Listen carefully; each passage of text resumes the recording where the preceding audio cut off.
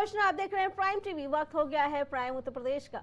डग्गामार वाहन से लगातार होते हादसों के बाद भी प्रशासन बेखबर नजर आ रहा है। कहने को सरकार सड़क सुरक्षा सप्ताह मना रही है, पर सड़क पर यातायात नियमों की धज्जियां उड़ाते हुए धड़ल्ले से चल रहे डग्गामार वाहनों के खिलाफ कोई कार्रवाई नहीं की जा रही है और आए दिन सड़क हादसों में लोगों को अपनी जान गंवानी पड़ रही है। इसके बाद भी अवैध वाहन स्टैंड से डग्गामार वाहनों का संचालन होता नजर आ रहा है।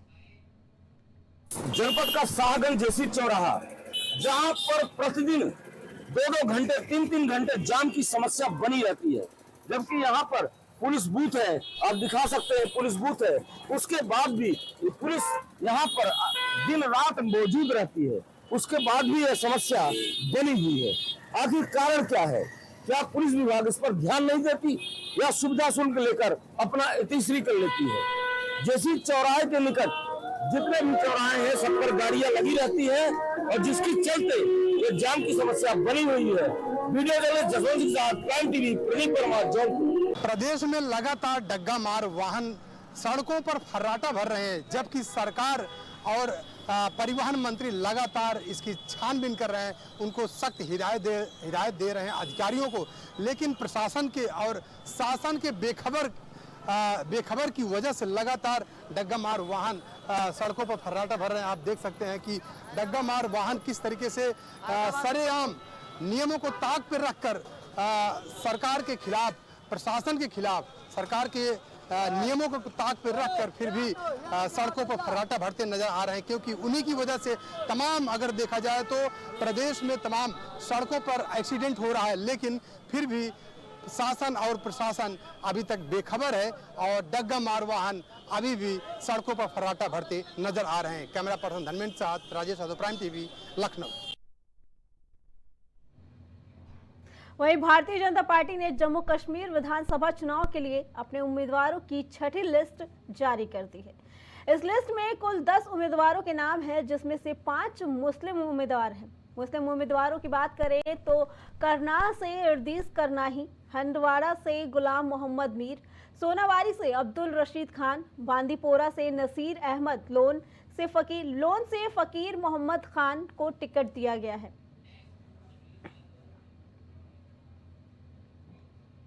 सुल्तानपुर एनकाउंटर पर सियासी बयानबाजी जारी है। बीते दिन अखिलेश यादव ने मंगेश यादव के एनकाउंटर पर सवाल उठाया था। अखिलेश यादव ने कहा था कि लुटेरे के पास से लूट का माल किसने लूट लिया, तो वहीं अब योगी आदित्यनाथ ने अखिलेश को जवाब दिया है। उन्होंने कहा कि आरोपी की कोई जाति नहीं होती और इसी के साथ सपा अध्यक्ष अखिलेश यादव पर हमला करते हुए सीएम योगी आदित्यनाथ ने कहा कि सरकार चलाने के लिए जज्बा चाहिए। सत्ता तो विरासत में मिल सकती है, लेकिन बुद्धि विरासत में नहीं मिलती।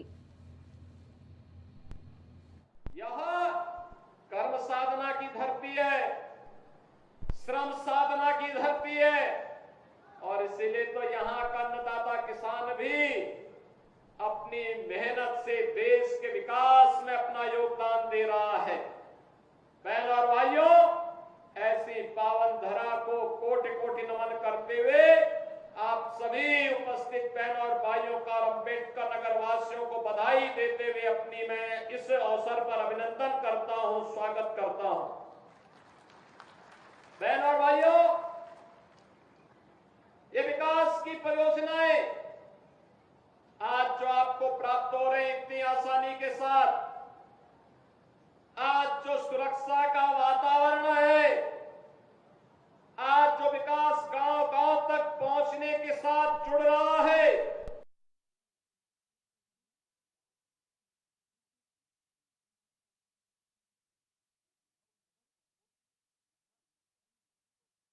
सुल्तानपुर में हुए डकैती के बाद मंगेश यादव जो अपराधी था उसका एनकाउंटर कर दिया गया, जिसके अब सियासी रूप भी ले लिया है। बता दें कि लगातार सपा और कांग्रेस की तरफ से पक्ष को घेरा जा रहा है, सरकार को घेरा जा रहा है, तो वही अब उनकी बातों का जवाब देते हुए सीएम योगी आदित्यनाथ ने सीधे तौर पर सपा को घेरा है। उन्होंने कहा कि सपा में गुंडाराज चलता था, लोगों को खुलेआम मारा जाता था और अब ये सवाल उठा रहे हैं हम पे। सीएम योगी आदित्यनाथ ने कहा कि सरकार चलाने के लिए जज्बा होना चाहिए।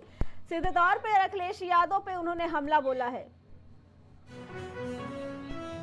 इस बीच बड़ी खबर लखनऊ से आ रही है। आपको बता दें कि इमारत गिरने से हादसे का मामला। लखनऊ से ये बड़ी खबर, जहां सीएम योगी आदित्यनाथ लोक बंधु अस्पताल पहुंचे हैं। बड़ी अपडेट आपको दिखा रहे प्राइम टीवी के माध्यम से, जहां हादसे में घायलों का जायजा लेने के लिए सीएम योगी आदित्यनाथ लोक बंधु अस्पताल पहुंचे हैं।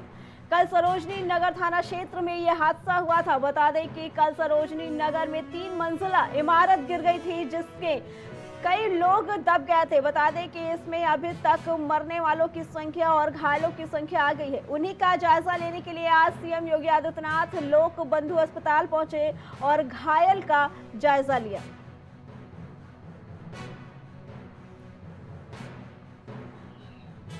बता दें कि कल सरोजनी नगर में यह हादसा हुआ था, जहां पे 3 मंजिला इमारत गिर गई है। उसी में बता दें कि अब मरने वालों की संख्या 8 हो गई है और घायलों की संख्या 28 बताई जा रही है। घायलों का हाल चाल पूछने के लिए आज सीएम योगी आदित्यनाथ लोक बंधु अस्पताल पहुंचे। लगातार 3 मंजिला इमारत गिरने की वजह से लोगों पे सवाल उठ रहे हैं। बताया जा रहा है कि ये बिल्डिंग 4 साल पहले ही बनी थी और एलडीए ने इसका नक्शा पास किया था। उसके बावजूद भी 4 साल के अंदर ये बिल्डिंग गिर गई, जिसमें कुछ मासूमों को अपनी जान गंवानी पड़ी। इसी का जायजा लेने के लिए आज सीएम योगी आदित्यनाथ लोक बंधु अस्पताल पहुंचे हैं। उसी बीच आपको बता दें कि इस पे एक एफआईआर भी दर्ज करा दी गई है। जहां तक बता दें आपको कि बिल्डिंग के मालिक के ऊपर एफआईआर दर्ज कर दी गई है। सरोजनी नगर थाने में ये एफआईआर दर्ज की गई है। बता दें कि कल लखनऊ के सरोजनी नगर में 3 मंजिला इमारत गिर गई थी, जिसके बाद अब बिल्डिंग मालिक के खिलाफ एफआईआर दर्ज कर ली गई है। इसमें 8 लोगों की जान गई थी, तो वहीं 28 लोगों के घायल होने की सूचना मिली है। घायलों का अस्पताल में इलाज चल रहा है। बता दें कि उन्हीं घायलों का जायजा लेने के लिए सीएम योगी आदित्यनाथ लोक बंधु अस्पताल पहुंच चुके हैं। इसी पे आगे जानकारी देने के लिए हमारे संवाददाता राजेश हमारे साथ जुड़ चुके हैं। राजेश, बताया जा रहा है कि 4 साल पहले जो बिल्डिंग बनी थी वो आज गिर गई है और इस हादसे में कई लोगों को जान गंवानी पड़ी और अब उसके मालिक के ऊपर एफआईआर भी दर्ज हो गई है। क्या कुछ पूरा मामला है, बताइए।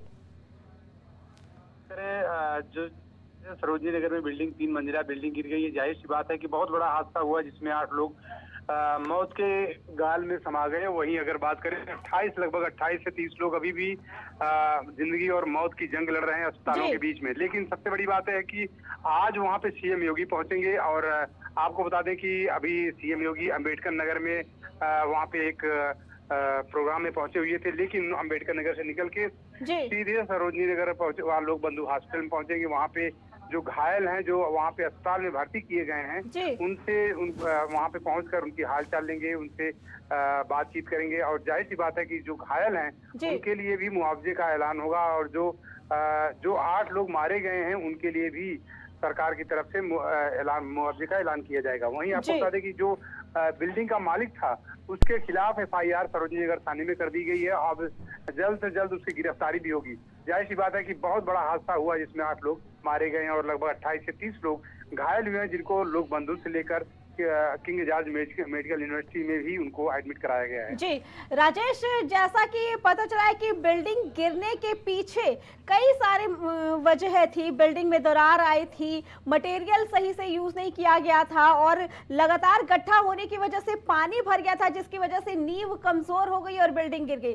तो क्या लगता है कि बिल्डिंग मालिक के अलावा और भी कई लोग हैं जिसपे एफआईआर दर्ज हो सकती है?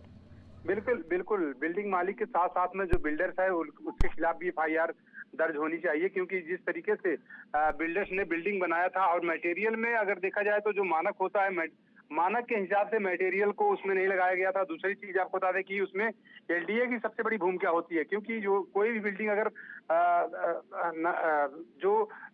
अगर देखा जाए तो जो एलडीए होता है, लखनऊ विकास प्राधिकरण के अंडर में जितनी भी इमारतें खड़ी की जाती हैं उसमें एलडीए से कंप्लीशन सर्टिफिकेट एलडीए देती है।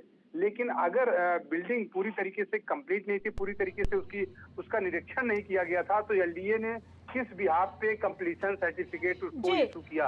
तो जी राजेश, आप खबर पे नजर बनाए रखिएगा, हम फिर आएंगे आपके पास।